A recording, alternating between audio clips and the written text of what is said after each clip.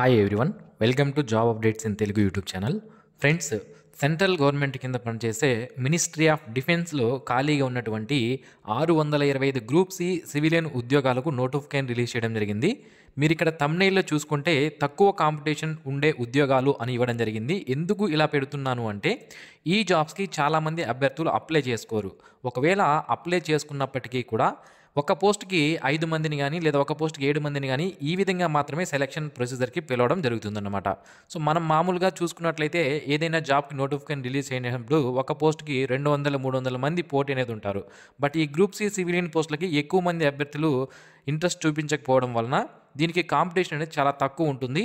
ఒకవేళ ఎక్కువ మంది అప్లై చేసుకున్నప్పటికీ కూడా ఈ కాంపిటీషన్ని రిస్ట్రిక్ట్ చేసి స్క్రూటినీ ఆఫ్ అప్లికేషన్స్ చేసి అప్లికేషన్స్ అనేవి తగ్గించి కొంతమందిని మాత్రమే హాల్ టికెట్స్ అనేవి పంపించి ఎగ్జామినేషన్కి పిలుస్తారు. సో అలా మీకు కనుక హాల్ టికెట్ అనేది వచ్చిందనుకోండి, ఇక 50% జాబ్ మీకు వచ్చినట్లే. తర్వాత మీరు ఎగ్జామినేషన్లో ఏ విధంగా పర్ఫార్మెన్స్ అనేది ఇచ్చారో అనే దాన్ని బట్టి మీ యొక్క ఫైనల్ సెలెక్షన్ అనేది ఆధారపడి ఉంటుంది. మామూలుగా ఈ గ్రూప్ సి సివిలియన్ పోస్టులకి నోటిఫికేషన్ ఇచ్చినప్పుడు చాలా తక్కువ పోస్టులకి నోటిఫికేషన్ అనేది ఇస్తారు. బట్ ఈసారి మాత్రం 625కు పైగా ఉద్యోగాలకు నోటిఫికేషన్ అనేది రిలీజ్ చేయడం జరిగింది.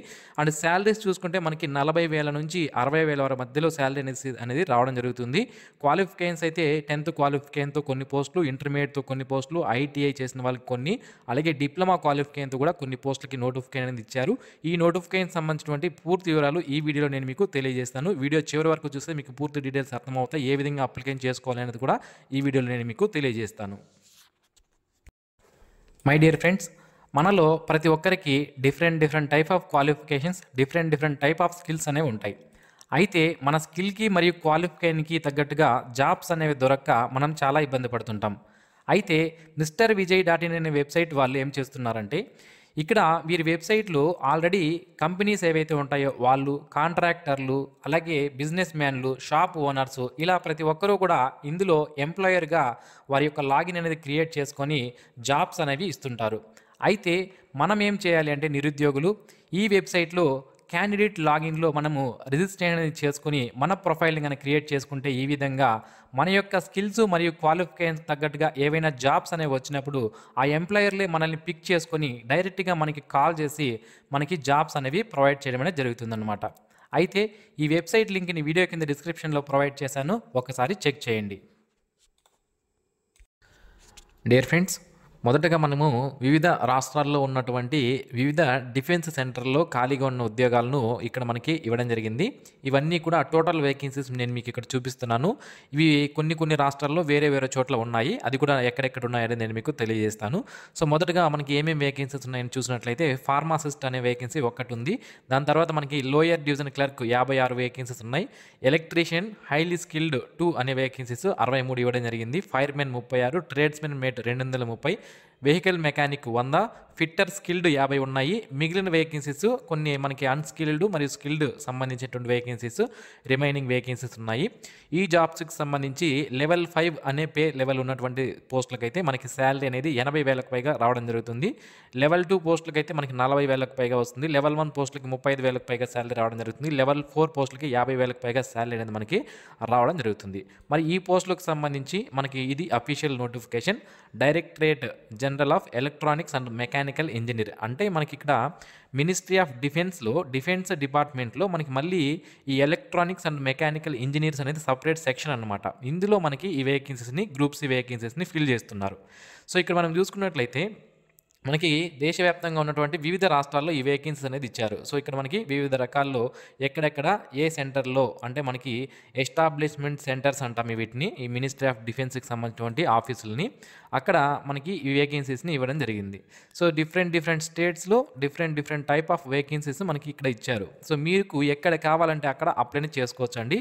మీకు ఎక్కడ వేకెన్సీస్ ఎక్కువ ఉన్నాయి లేదా మీ రిజర్వేషన్కి ఎక్కడ ఎక్కువ ఉన్నాయో చూసుకొని మీరు అక్కడ అప్లై చేసుకునే అవకాశం అయితే ఉంటుంది. సో మొత్తం పీడిఎఫ్ లింక్ని అయితే వీడియో కింద డిస్క్రిప్షన్లో ఇస్తాను, డౌన్లోడ్ చేసుకొని ఒకసారి క్లియర్గా చూసుకోండి. మనకి ఎక్కడెక్కడ వేకెన్సీస్ ఉన్నాయండి క్లియర్గా అర్థం అవడం జరుగుతుంది అనమాట. So okay.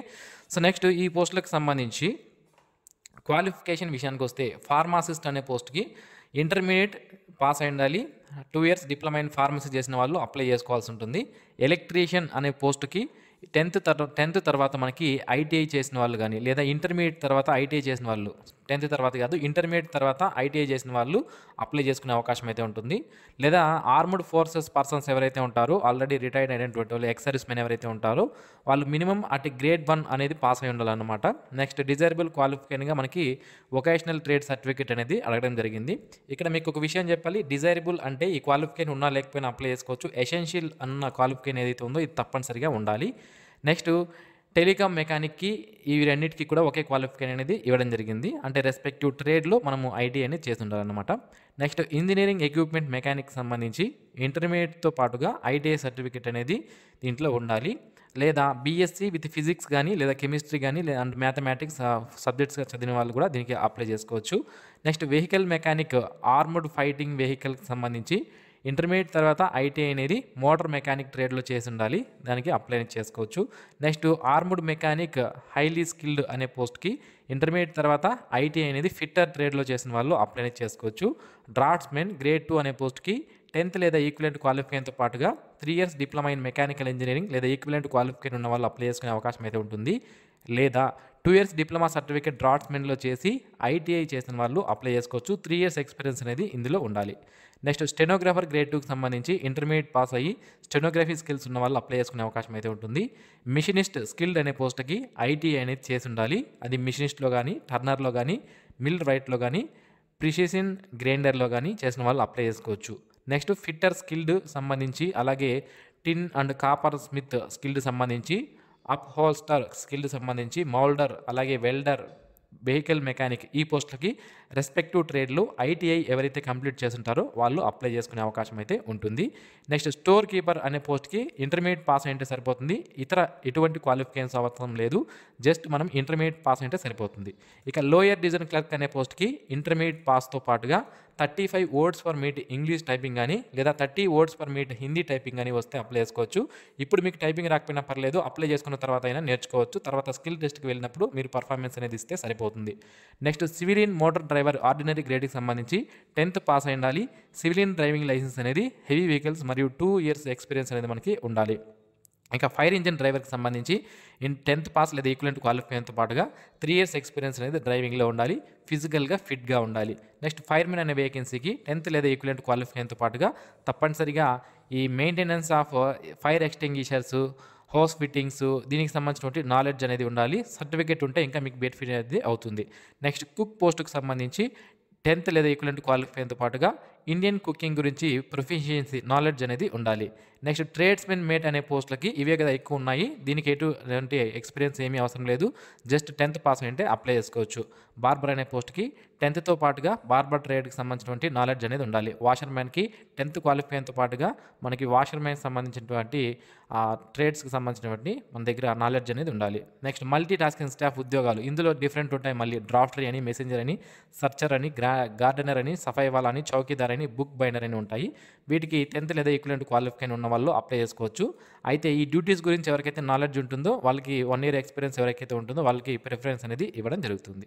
సో ఇక ఈ పోస్టులకు సంబంధించి ఏజ్ విషయానికి వస్తే మనకి ఇక్కడ 18 నుంచి చూడండి, 18 నుంచి 25 సంవత్సరాల మధ్యలో ఉన్న పోస్టులకి వయసు ఉన్న వాళ్ళు అప్లై చేసుకోవచ్చు. అయితే ఫైర్ ఇంజిన్ డ్రైవర్ అనే పోస్టుకు మాత్రం 18 నుంచి 30 సంవత్సరాల మధ్యలో ఉన్న వాళ్ళు అప్లై చేసుకునే అవకాశం అయితే ఉంటుంది. ఎస్సీ ఎస్టీ వారికి 5 సంవత్సరాలు, ఓబీసీ వాళ్ళకి 3 సంవత్సరాలు, పర్సన్ విత్ డిజేబిలిటీ క్యాండిడేట్స్కి 10 years ఏజ్ రిలాక్సేషన్ అనేది యాజ్ పర్ గవర్నమెంట్ రూల్స్ ప్రకారం వర్తించడం జరుగుతుంది. ఇక మనకి ఎగ్జామినేషన్ సెంటర్స్ ఎక్కడ ఉంటాయి అంటే చూడండి, మనకి ఇక్కడ ఎగ్జామినేషన్ సెంటర్స్ అంటే మీరు ఏ రాష్ట్రానికి అప్లై చేస్తారు అనే దాన్ని బట్టి మనకి ఎగ్జామ్ సెంటర్స్ అనేవి ఉంటాయి. For example 151 FD workshop COY అని ఇది మనకి బెటాలియన్ ఉంది కదా, ఇక్కడ కానీ మనం అప్లై చేస్తే ఢిల్లీ కంటోన్మెంట్కి సంబంధించింది అది అక్కడ ఎగ్జామ్ ఉంటుంది. ఇక్కడ పూణే మహారాష్ట్రకి సంబంధించి ఇంజనీరింగ్ స్టాటిక్ వర్క్షాప్ అనేది ఉంది కదా, దీనికి ఎగ్జామ్ సెంటర్ వచ్చి గుజరాత్లో ఉంది. ఈ మూడిటికి ఓకే. సో ఈ విధంగా మనం ఎక్కడ అప్లై చేస్తామనే దాన్ని బట్టి మనకి ఎగ్జామ్ సెంటర్ అనేది ఉంటుంది. మీరు ఏ పోస్ట్కి అప్లై చేస్తున్నారు, ఎక్కడ అప్లై చేస్తున్నారు అనేది బట్టి మీరు ఇక్కడ చూసుకోవచ్చు అన్నమాట. ఓకే, ఇవి సెంట్రల్ గవర్నమెంట్ జాబ్స్ కాబట్టి ఏ రాష్ట్రం వాళ్ళైనా అప్లై చేసుకోవచ్చు అండి. అక్కడ కొన్ని రాష్ట్రాల పేర్లు ఇచ్చారు కదా అని వాళ్ళు మాత్రమే అప్లై చేసుకోవాలి అని మీరు అనుకోవద్దు. ఓకే, ఇక ఫైర్మెన్ మరియు ఫైర్ ఇంజిన్ డ్రైవర్ అనే పోస్టులకు మాత్రం హైట్ అనేది ఉండాలి. 165 సెంటీమీటర్స్ హైట్ ఉండాలి. మనకి చెస్ట్ 81.5 సెంటీమీటర్స్ ఉండాలి. గాలి పీల్చినప్పుడు 85 సెంటీమీటర్స్ వరకు ఎక్స్పాన్షన్ అనేది అవ్వాలి. వెయిట్ 50 కేజీస్ అనేది ఉండాలి. ఫిజికల్ ఫిట్నెస్ టెస్ట్ అనేది కండక్ట్ చేస్తారు. 63.5 కేజీస్ వెయిట్ని 183 మీటర్స్ 96 సెకండ్స్లో తీసుకుని వెళ్ళాలి. 2.7 మీటర్స్ లాంగ్ జంప్, అలాగే మనకి 3 మీటర్స్ వర్టికల్ రోప్ క్లైంబింగ్ అనేది మనం చేయాల్సి ఉంటుందన్నమాట. నెక్స్ట్ ఇక పోస్టులకు సంబంధించి సెలక్షన్ ప్రొసీజర్ విషయానికి వస్తే రిటర్న్ ఎగ్జామినేషన్ ద్వారా సెలక్షన్ అనేది చేస్తారు. 150 మార్క్స్కి మనకి ఎగ్జామినేషన్ అనేది ఉంటుంది అని ఇవ్వడం జరిగింది. ఇందులో మనకి జనరల్ ఇంటెలిజెన్స్ అండ్ రీజనింగ్ 25 క్వశ్చన్లు 25 మార్కులు, జనరల్ అవేర్నెస్ 25 క్వశ్చన్లు 25 మార్కులు, ఇంగ్లీష్ లాంగ్వేజ్ సంబంధించి 25 క్వశ్చన్లు 25 మార్కులు, న్యూమరికల్ యాప్టిట్యూడ్ 25 క్వశ్చన్లు 25 మార్కులు, ట్రేడ్ రిలేటెడ్ సబ్జెక్ట్ ఏదైతే ఉంటుందో అది 50 క్వశ్చన్లు 50 మార్కులు. ఈ విధంగా 150 క్వశ్చన్స్ 150 మార్కులకి ఎగ్జామినేషన్ కండక్ట్ చేస్తారు. ఇక store keeper, lower division clerk, stenographer grade 2 పోస్టులకు మాత్రం 4 సబ్జెక్ట్స్ ఉంటాయి. ఇందులో 150 క్వశ్చన్స్ అనేవి రావడం జరుగుతుంది.